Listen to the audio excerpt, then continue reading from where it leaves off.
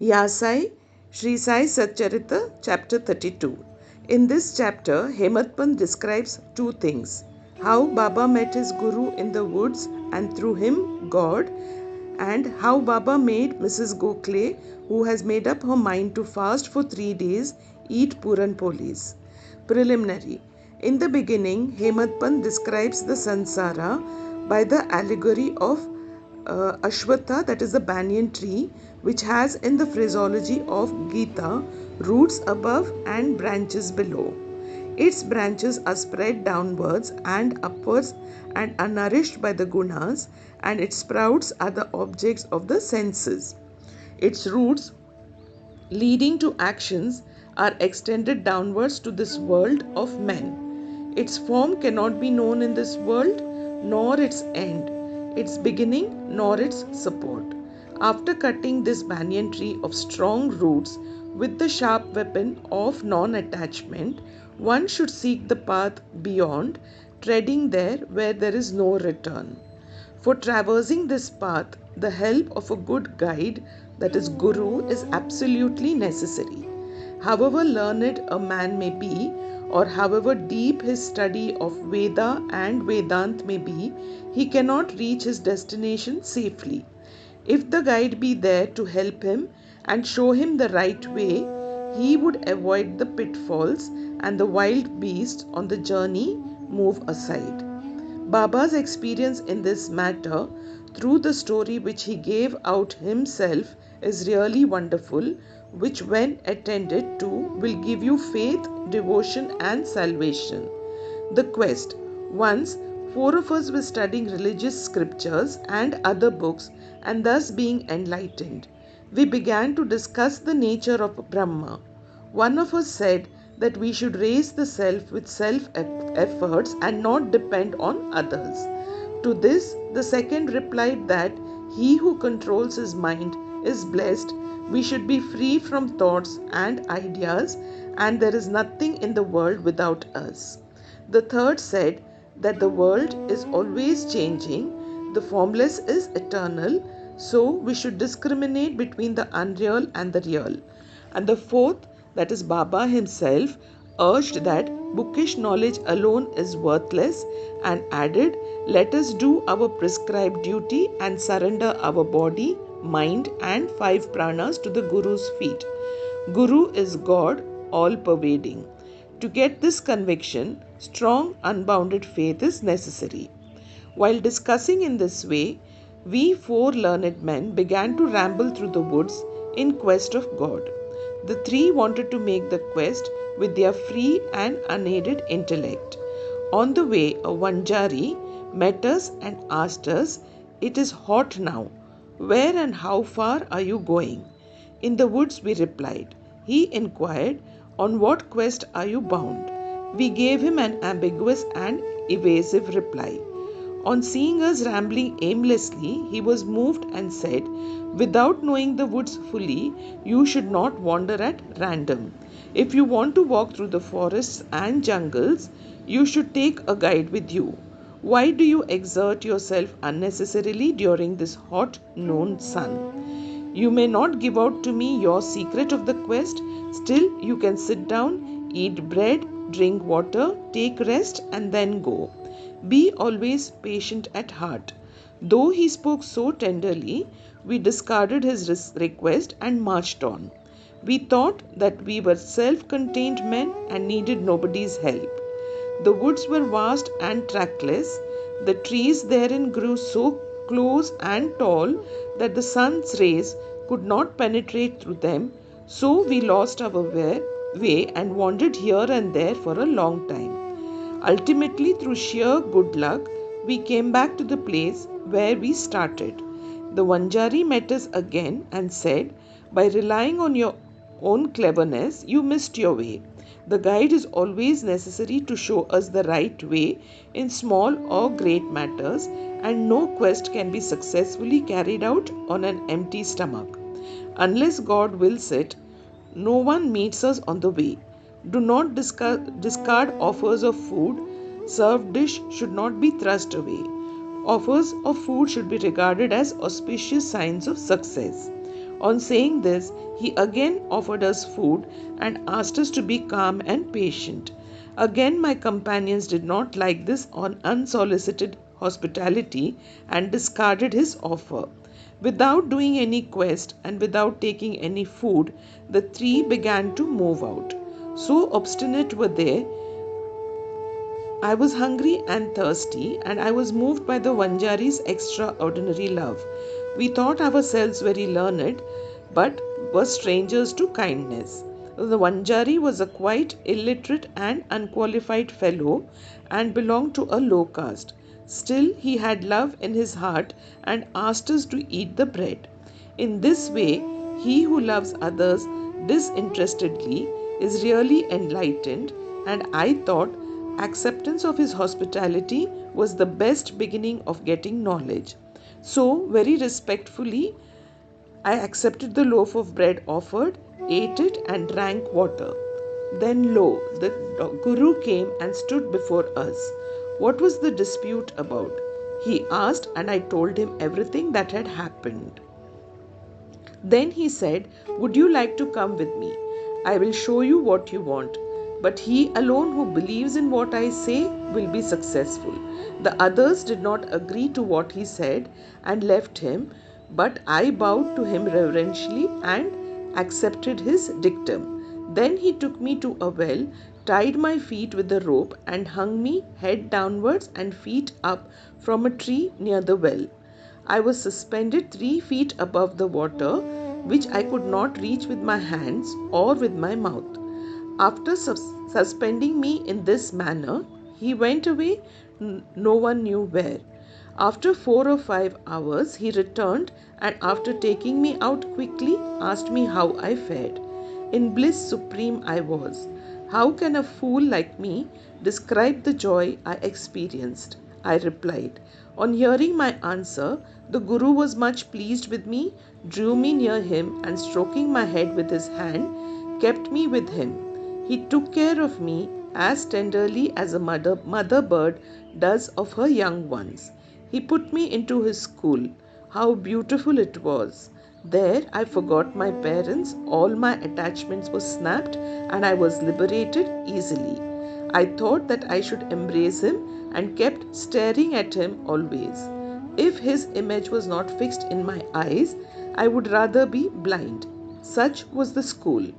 No one who entered it once could return empty-handed. My Guru became my all in all, my home, mother and father, everything. All my senses left their places and concentrated themselves in my eyes, and my sight was centered on him. Thus, my Guru was the sole object of my meditation, and I was conscious of none else. While meditating on him, my mind and intellect were silent, and I had thus to keep quiet and bow to him in silence. There are other schools where you see an altogether different spectacle. The disciples go there to seek knowledge and spend their money, time, and labor, but ultimately they don't gain much. The Guru there boasts of his secret knowledge and his straightforwardness. He makes a show of his sacredness and holiness. He speaks a lot and sings his own glory, but his own words do not touch the disciples' hearts and they are not convinced. So far as self-realization is concerned, he has not reached that. How can such schools be of any use to the disciples, and how can they be benefited? The master mentioned above was of a different type. By his grace, realization flashed upon me of itself without effort or study. I had nothing to seek, everything became to me as clear as broad daylight. The Guru alone knows how the inverse suspension with head down and feet up can give happiness. Among the four, one was a karmakandi, that is ritualistic, who only knew how to observe and abstain from certain rites. The second was Dhyani, who was puffed with the pride of knowledge, and the third was a Bhakta, who surrendered himself completely to God, believing that he was the sole doer. When they were discussing and arguing, the question of God came up, and they, depending on their unaided knowledge, went in search of him. Sai, who was a discrimination and dispassion incarnate, was one of the four. On being himself Brahma incarnate, some may ask, why did he mix with them and act foolishly? He did this for setting an example to follow. Though an incarnation himself, he respected a low Vanjari by accepting his food with the firm belief that food is Brahma, and showed how those who rejected Vanjari's hospitable offer suffered, and how it was impossible to get jnana without a guru. The Shruti exhorts us to honor and worship mother, father, and preceptor, and to study the sacred scriptures. These are the means of purifying our minds, and unless this purification is effected, self realization is not possible. Neither the senses nor the mind, the intellect reach the self. Modes of proof, such as perception and inferences, will not help us in the matter. It is the grace of the Guru that counts. The objects of our life, such as dharma, artha, and kama, are attainable with our effort, but the fourth object, moksha, can only be had with the help of the Guru. In the life story of Shri Sai, many personalities appear and play their part. Astrologers come and give out their predictions. Princes, noblemen, ordinary and poor men, sannyasis, yogis, singers, and others come for darshan. Even a Mahar comes and making his salutation says, Sai is the Mai Bap who will do away with our rounds of birth and deaths. So many others, such as jugglers, Gondalis, the blind and the lame, Nathapantis, dancers, and other players came and are given suitable reception. The Vanjari also appeared at the right time and played the part assigned to him. Let us now revert to the other story. Fasting and Mrs. Gokhale. Baba never fasted himself, nor did he allow others to do so. The mind of the person who fasts is never at ease. Then how could he attain his Paramartha? God is not attained on an empty stomach. First, the soul has to be appeased. If there be no food in the stomach and nutrition, with what eyes should we see God? With what tongue should we describe His greatness? And with what ears should we hear the same? In short, when all our organs get their proper nutrition and are sound, we can practice devotion and other sadhanas to attain God. Therefore, neither fasting nor overeating is good. Moderation in diet is really wholesome both to the body and mind. One Mrs. Gokhale came to Shirdi with an introductory letter from Mr. Kashibai Kanitkar to Dada Kelkar. She came to Baba with the determination to sit at Baba's feet and observe a 3 days fast. The previous day, Baba said to Dada Kelkar that he would not allow his children to starve during the Shimga, that is holy holidays, and that if they had to starve, why was he there? Next day, when the woman went with Dada Kelkar and sat at Baba's feet, Baba at once said to her, "Where is the necessity of fasting? Go to Dada Bhatt's house, prepare the dish of Puran Polis, that is wheat rotis with gram flour and jaggery, feed his children and yourself too." Shimga holidays were on. Mrs. Kelkar was then going through her menses and there was nobody to cook at Dada Bhatt's house. So Baba's advice was very timely. When Mrs. Gokhale had to go to Dada Bhatt's house and prepare the dish as directed, she cooked that day, fed others and herself. What a good story and how beautiful its import. Baba's Sarkar. Baba gave a story of his boyhood as follows. When I was a youngster, I was in search of bread and went to Bede. There I got embroidery work. I worked hard, sparing no pains. The employer was very much pleased with me. 3 other boys worked before me. The first got rupees 50, the second rupees 100, and the third rupees 150. And I was given twice the total of this amount, namely rupees 600. After seeing my cleverness, the employer loved me, praised me, and honored me with the full dress, a turban for the head and a shela for the body, etc. I kept this dress intact without using it. I thought that what a man might give does not long last, and it is always imperfect. But what my Sarkar gives lasts to the end of time. No other gift from any man can be compared to his. My Sarkar says, take, take, but everybody comes to me and says, give, give. Nobody attends carefully to the meaning of what I say. My Sarkar's treasury is full, it is overflowing. I say, dig out and take away this wealth in cartloads.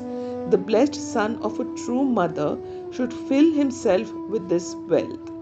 The skill of my fakir and Leela of my lord and the aptitude of my Sarkar is quite unique. What about me?